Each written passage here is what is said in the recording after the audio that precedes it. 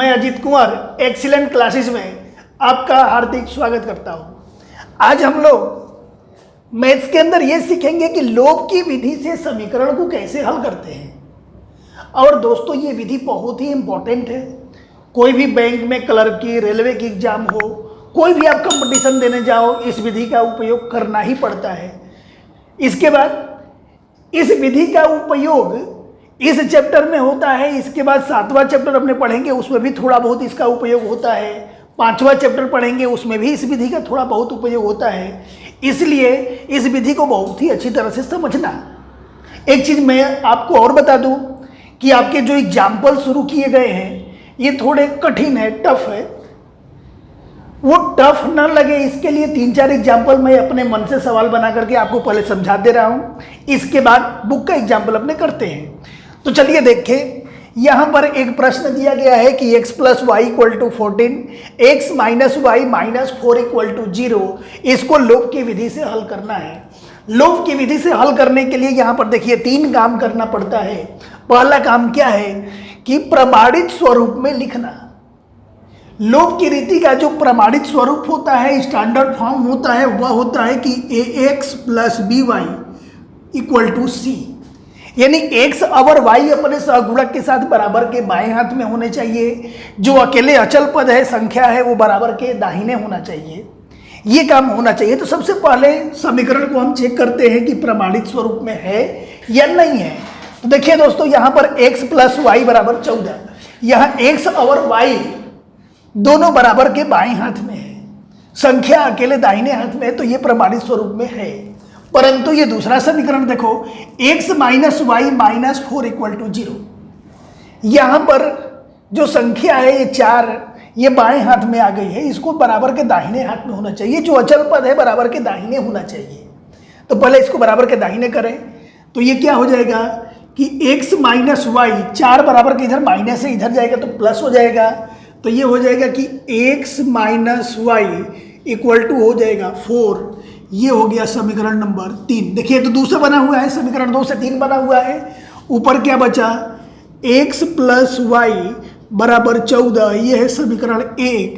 अब इन दोनों समीकरणों को अपने को हल करना है। अब एक चीज और ध्यान से देखिए, दूसरा काम क्या है, x या y के सहगुणकों को बराबर करना है। x का सहगुणक, x के पहले कौन सी संख्या है, कुछ नहीं है तो 1 मानेंगे। यहां x के पहले कौन सा सहगुणक है, यहां भी 1 है, दोनों के सहगुणक बराबर है। y के पहले क्या सहगुणक है, -1, यहां +1 है, यहां भी सहगुणक बराबर है। तो यहां पर दोनों का सहगुणक समान है। अब जब दोनों का सहगुणक बराबर हो जाए तब हम लोभ करते हैं। किसको लोभ करते हैं, जिसका सहगुणक समान है। तो देखिए यहाँ x का भी सहगुणक समान है, y का भी सहगुणक समान है, किसी एक को लोभ करेंगे। हमेशा एक को ही लोभ किया जाता है। और वो लोभ करने की विधि है, या तो दोनों समीकरण को जोड़ के लोभ करते हैं, नहीं तो दोनों समीकरण को घटा के लोभ करते हैं। तो देखिए यहाँ पर हम दोनों समीकरण को जोड़ दें तो यहाँ पर लिख देंगे समीकरण 1 + 3, दोनों समीकरण को जोड़ दो। अब देखो, भले कहा जाए जोड़ने के लिए, लेकिन अपने को निशान के अनुसार काम करना है।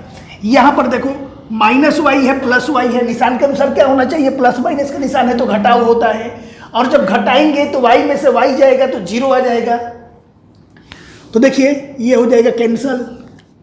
अब इसके बाद यहाँ x प्लस में है, यहाँ भी x प्लस में है, दोनों एक ही तरह के निशान होता है तो जोड़ते हैं। तो यहाँ हो जाएगा 2x = ये 4 भी प्लस में, 14 भी प्लस में, दोनों प्लस में है, जोड़ देंगे तो यहाँ पर आ जाएगा 18। तो x बराबर ये कितना हो जाएगा, 18 के बटे में 2, कितना हो जाएगा, 9 बार में कटेगा, x बराबर हो गया 9। अब देखिए यहाँ पर x का मान किसी भी समीकरण में रख दो, जो आपको छोटा दिखे, जो आसान दिखे। समीकरण 1 में रखते हैं तो यहाँ पर लिख देंगे कि x का मान समीकरण 1 में रखने पर, अब x के मान को समीकरण 1 में रखा जाए तो यहाँ पर क्या है, x + y = 14। x के जगह पर कितना आ जाएगा, 9 + y = 14। अब ये 9 इधर प्लस है, बराबर के इधर जाएगा माइनस हो जाएगा। तो यहाँ y बराबर हो जाएगा कि 14 - 9, या y बराबर 14 में से 9 हो जाएगा, कितना हो जाएगा, 5। देखिए दोस्तों, बड़े आराम से बहुत ही कम जगह में बहुत ही जल्दी से x और y दोनों का मान आ गया, इसलिए इस विधि को सबसे आसान विधि कहते हैं।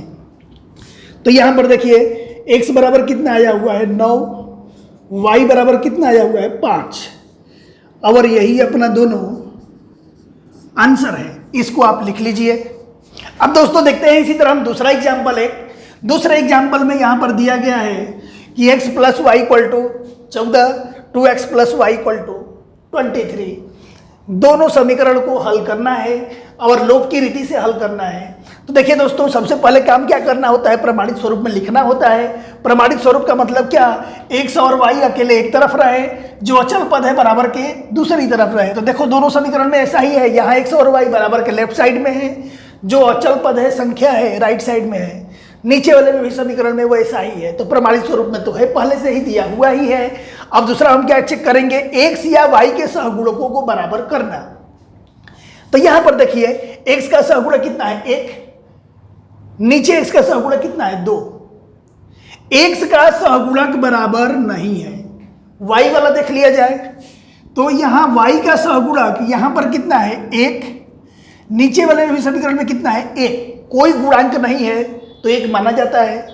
जब y का गुणांक 1 1 है, यानी दोनों जगह बराबर है, तो अपना समीकरण हल हो सकता है। अगर बराबर नहीं होगा तो बराबर करना पड़ता है, और कैसे बराबर करते हैं अगले उदाहरण में मैं आपको बता दूंगा।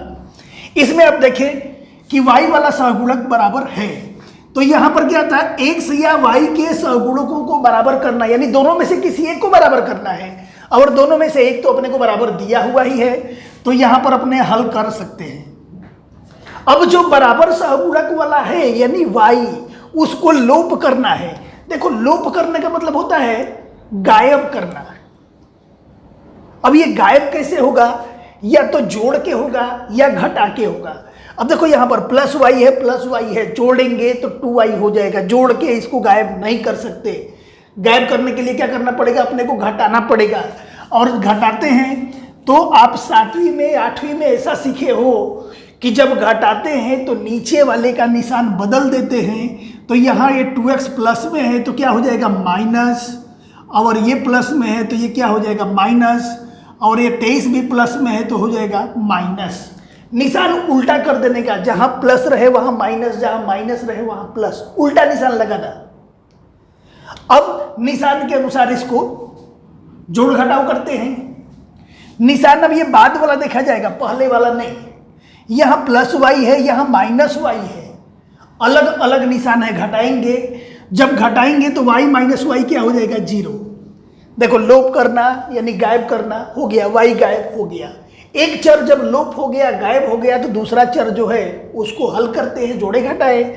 तो ये प्लस x और यहाँ माइनस 2x, ये प्लस में है यहाँ माइनस में है। आप जानते हो कि जब अलग अलग निशान आता है तो क्या करते हैं, उसको घटाते हैं और निशान बड़ी संख्या का देते हैं। तो इसमें बड़ा 2 है, ये माइनस में है तो माइनस का निशान, और घटा दे तो 2x माइनस x कितना हो जाएगा x। ये 14 और माइनस 23, यहाँ भी माइनस वाली संख्या बड़ी है तो माइनस का निशान, और घटा देंगे 14 में से 23 जाएगा, कितना हो जाएगा 9। दोनों तरफ दोस्तों माइनस है, माइनस से माइनस कैंसल हो जाएगा, तो x बराबर कितना आ जाएगा 9। अब इस x के मान को किसी भी समीकरण में रख करके y का मान निकाल सकते हैं, लेकिन जो आसान होगा उसको करेंगे। आसान कौन सा दिख रहा है, समीकरण नंबर 1। तो x के मान को समीकरण 1 में रखने पर ऐसा लिखना पड़ता है, समीकरण 1 में रखते हैं तो यहां समीकरण क्या है कि x प्लस वाई बराबर 14, x के जगह पर 9 रखेंगे, प्लस वाई बराबर 14, ये y बराबर, ये 9 इधर प्लस है बराबर के उधर जाएगा माइनस हो जाएगा, तो ये हो जाएगा कि 14 माइनस 9, y बराबर कितना हो जाएगा 5।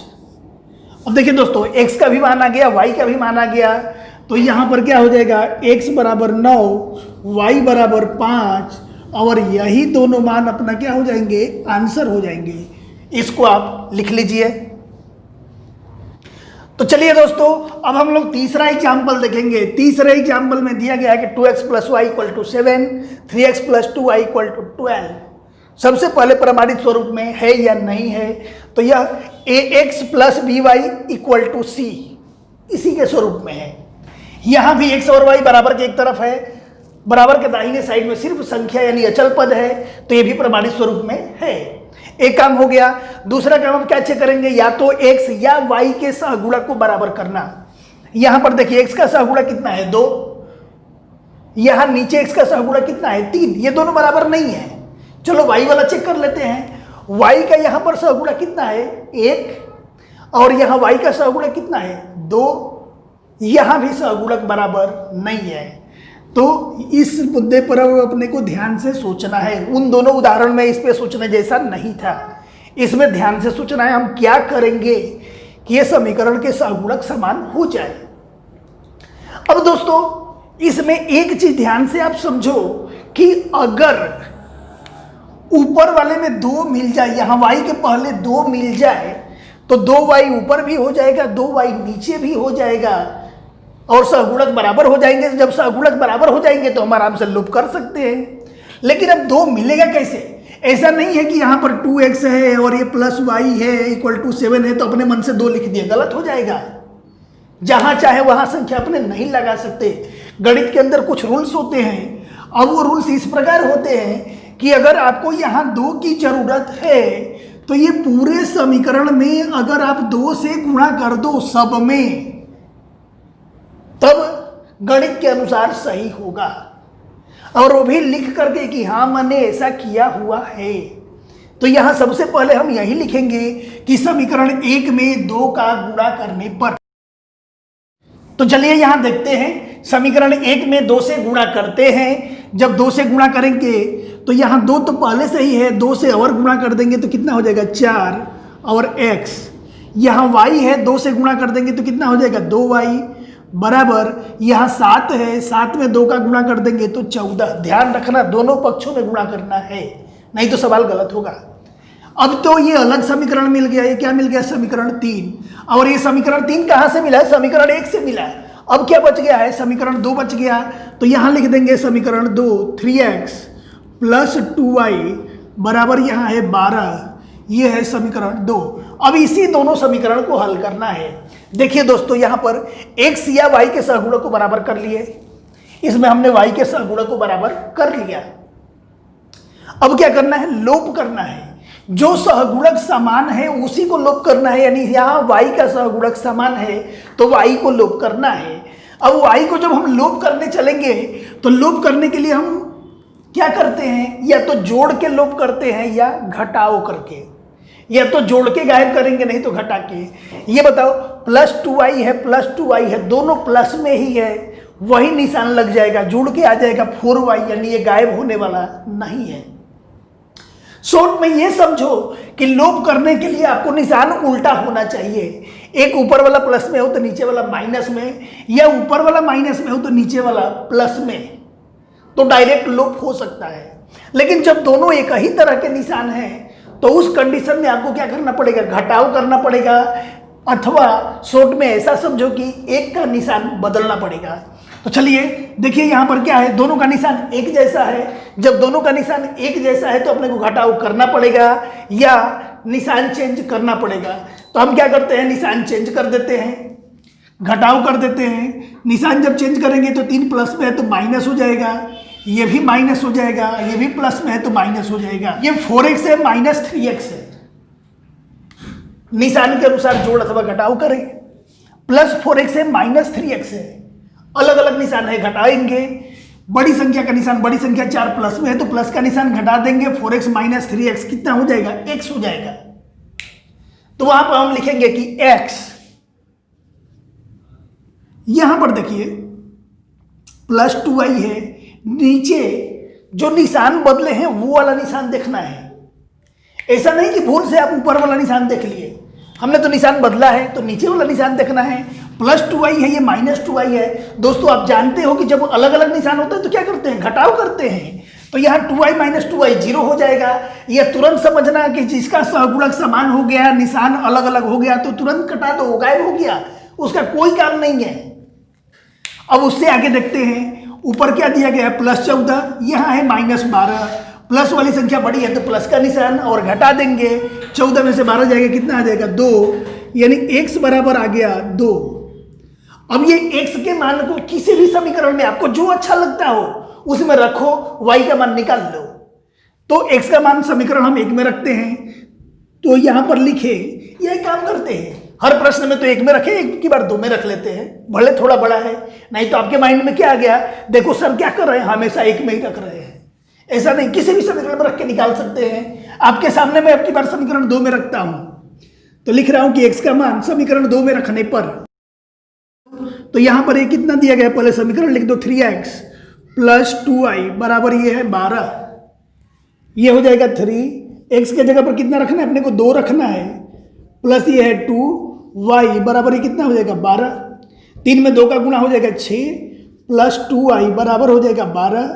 यहाँ 2y बराबर ये हो जाएगा 12, ये 6 इधर प्लस है, बराबर को उधर जाएगा माइनस, तो 12 माइनस 6, ये हो जाएगा 2y बराबर 12 में से 6 जाएगा, हो जाएगा 6। y बराबर 2 का गुणा इधर जाएगा भाग, तो 6 के बटे 2 बराबर ये 3 बार में कट जाएगा, 2 तिया 6 होता है, तो ये y बराबर कितना हो जाएगा 3।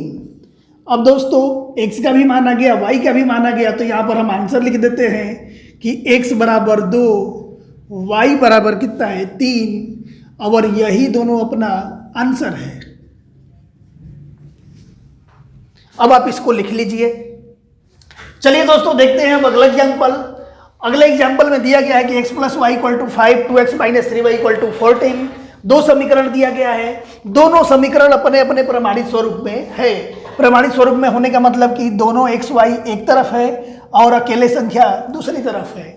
इसमें भी x और y बाएं हाथ में है बराबर के, अकेले जो संख्या है बराबर के दाहिने साइड में। अगर ऐसा है तो दोनों प्रमाणित स्वरूप में है।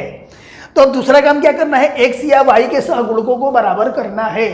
हमने पिछले उदाहरण में क्या देखा था कि अगर x या y के अगर सहगुणक समान नहीं है तो गुणा करके समान करते थे। अब यहां पर देखिए x का सहगुणक कितना है 1, y का यहां पर x का सहगुणक कितना है 2, बराबर नहीं है। y वाला चेक करें, यहां पर x का सहगुणक कितना है 1, यहां पर y का सहगुणक कितना है -3, यहां भी समान नहीं है। अब क्या करना पड़ेगा, उसको समान करना पड़ेगा, बराबर करना पड़ेगा। तो सबसे पहले अपने माइंड में सोचना पड़ेगा कि हम किसके सहगुणक को समान करें, x के या y के। अब देखिए किसी के भी सहगुणक को समान कर सकते हैं। अगर हम x के सहगुणक को समान करना चाहे तो ऊपर कितने से गुणा करना पड़ेगा 2 से। यहां पर 2 है, ऊपर वाले समीकरण में कितना से गुणा करना पड़ेगा 2 से, ताकि यहां पर 2 आ जाए, समान हो जाए।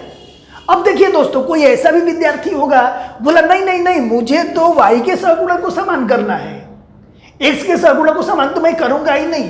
कुछ लोग होते हैं उल्टा खोपड़ी के, उल्टा ही चलते रहते हैं। तो जब वो y के सहगुणक को समान करने जाएगा तो यहां पर y का सहगुणक कितना है 3 है, और यहां भी कितना आना चाहिए 3। तो ऊपर वाले समीकरण में कितना से गुणा करना पड़ेगा 3 से। तो देखते हैं हम y के सहगुणक के समान करने चलते हैं, तो उसके लिए समीकरण 1 में 3 से गुणा करना पड़ेगा। ये यहाँ साइड में लिखना कोई जरूरी नहीं है, बस यहाँ एक नोट्स लिखनी जरूरी है कि समीकरण 1 में 3 से गुणा करने पर।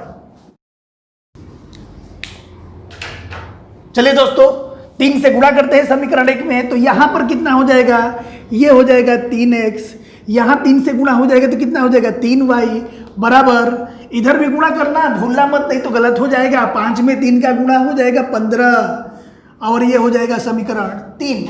देखिए दोस्तों समीकरण 3 किससे बना था, तो ये समीकरण 1 से बना था। अब कौन सा समीकरण बच गया, 2 बच गया, तो 2 को नीचे लिख दो। जब 2 को नीचे लिख देंगे तो ये क्या हो जाएगा 2x माइनस 3y बराबर ये 14, ये है समीकरण नंबर 2। अब यहां पर ध्यान से देखो, x या y के सहगुणकों को हमने बराबर कर लिया, y का सहगुणक को बराबर करके तो रख लिया। अब क्या करना है, लोप करना है। किसको लोप करते हैं, जो बराबर सहगुणक वाले हैं। अब देखिए यहां पर लोप करने के लिए आपको मैं बताया था कि या तो जोड़ के लोप करते हैं या घटाव करके लोप करते हैं। यहां पर निशान पहले से ही अलग अलग है, ये +3y है -3y है। जब अलग अलग निशान होता है तो ऐसे ही कट जाता है, आपको घटाने की जरूरत नहीं पड़ेगी या निशान बदलने की जरूरत नहीं पड़ेगी। फिर से ध्यान से समझना, यहां निशान पहले से ही अलग अलग है, जब पहले से ही निशान अलग अलग हो तो उसको डायरेक्ट कटा देना, उसमें कुछ करना ही नहीं है, कोई निशान नहीं चेंज करना है। तो चलिए हम यहाँ पर क्या किए, इसको तुरंत कटा दिए। अब जब तुरंत कटा दिए, जो बाकी है उनको निशान के अनुसार जोड़ घटाव कर दो। जब जोड़ घटाव करेंगे तो 3x प्लस में है, 2x भी प्लस में है, वही निशान है, सेम निशान है, जोड़ते हैं, ये आ जाएगा 5x। यहाँ 15 प्लस में है, 14 भी प्लस में है, दोनों को जोड़ देंगे कितना हो जाएगा 29। 5 का गुणा इधर जाएगा भाग, x बराबर यहाँ पर हो जाएगा 29 के बटे में 5। अब देखिए दोस्तों, जब x का मान आ गया उसके बाद क्या करेंगे, उसको किसी भी समीकरण में रख करके y का मान निकाल लेंगे, और जो समीकरण छोटा दिखे, छोटी छोटी संख्या वाला दिखे, उसमें रखेंगे। बड़े समीकरण में क्यों रखें, जानबूझ के माथा क्यों फोड़वाने का। तो यहाँ पर समीकरण 1 में रखे तो यहाँ पर लिखेंगे कि x बराबर 29 के बटे में 5 समीकरण 1 में रखने पर। अब समीकरण 1 में रखा जाए तो सबसे पहले समीकरण 1 को लिख दो। यहाँ पर क्या है, ये x प्लस वाई बराबर कितना है 5। x के जगह पर हम क्या लिखेंगे कि 29 के बटे में 5 प्लस ये y बराबर कितना हो जाएगा 5। ये 29 बटे में 5 इधर प्लस है, बराबर के उधर जाएगा क्या हो जाएगा माइनस। तो यहाँ y बराबर ये हो जाएगा कि 5 माइनस 29 के बटे 5। दोस्तों हम पहले बता चुके हैं कि एक जगह बटे में संख्या होती है, दूसरी जगह बटे में संख्या नहीं होती है। तो बटे में 1 मान करके लसा निकालते हैं, लसा मसा में झंझट बहुत होता है, तो झंझट ना हो इसके लिए मैं क्या बताया हूँ कि आप क्रॉस में गुणा कर देना। जब क्रॉस में गुणा कर दोगे तो 5 में 5 का गुणा हो जाएगा, क्या हो जाएगा 25 माइनस ये 29, और ये पूरे के बटे में नीचे वाली संख्या लिख देना। अब देखो 25 में से 29 जाएगा तो कितना आ जाएगा -4 और बटे में 5, तो ये y बराबर आ जाएगा -4 के बटे में 5। अब देखिए दोस्तों यहाँ पर अपना आंसर क्या आया, आंसर आया x बराबर 29 के बटे 5, y बराबर -4 और उसके बटे में 5, और यही दोनों अपना आंसर है।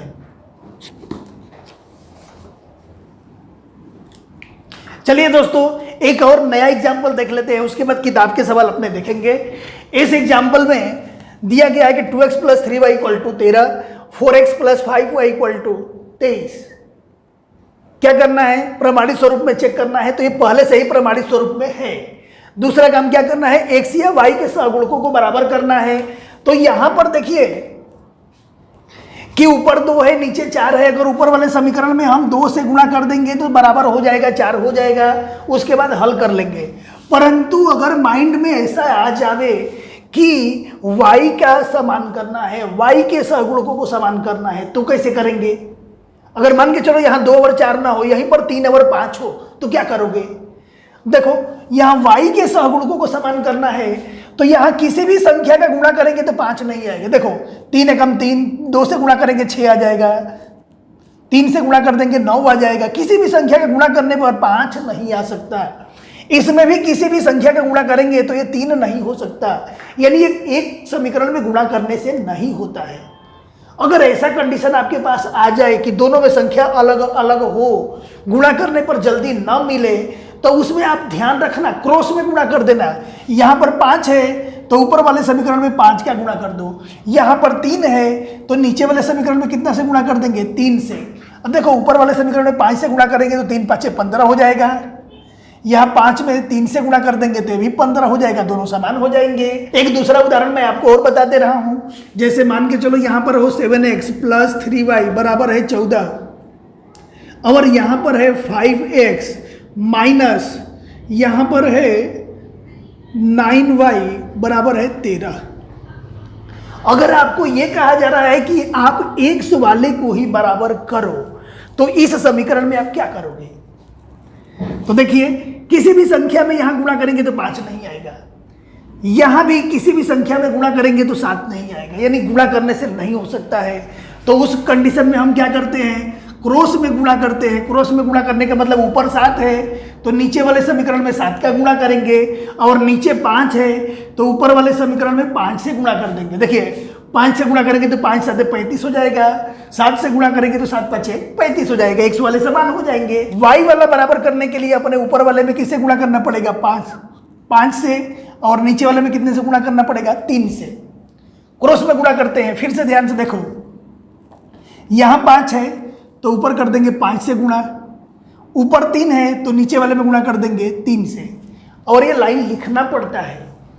और कैसे लिखेंगे कि इस प्रकार लिखेंगे कि समीकरण 1 में 5 से एवं समीकरण 2 में 3 से गुणा करने पर, 5 से गुणा करेंगे तो 5 दूनी कितना हो जाएगा 10x, प्लस 5 में 3 का गुणा कर देंगे तो कितना हो जाएगा 15y, बराबर 5 में 13 का गुणा कर देंगे तो 13 5 65। ये हो गया समीकरण नंबर 3। इसको भी गुणा करें, 4 तिया कितना हो जाएगा 12x, 3 में 5 का गुणा कर देंगे तो कितना हो जाएगा 15y, बराबर 3 में 23 का गुणा कर देंगे तो कितना हो जाएगा, ये 69 आ जाएगा। ये हो जाएगा समीकरण नंबर 4। देखिए दोनों समीकरण से दोनों समीकरण मिल गए, तो अब अपने को सिर्फ नीचे वाले समीकरण को ही हल करना है। अब देखिए दोस्तों, हमने क्या किया, प्रमाणित स्वरूप में थे, चेक कर लिया, ये x या y के सहगुणकों को बराबर कर लिया, तो यहाँ पर हमने y के सहगुणक को बराबर कर लिया, दोनों जगह 15 15 लिख दिया। अब क्या करना है, लोभ करना है। लोभ किसको करते हैं, तो जो बराबर सहगुणक वाले होते हैं। बराबर सहगुणक वाला कौन सा है, y है। यहाँ भी 15 है, यहाँ भी 15 है, बराबर सहगुणक है, इसको लोभ करना है।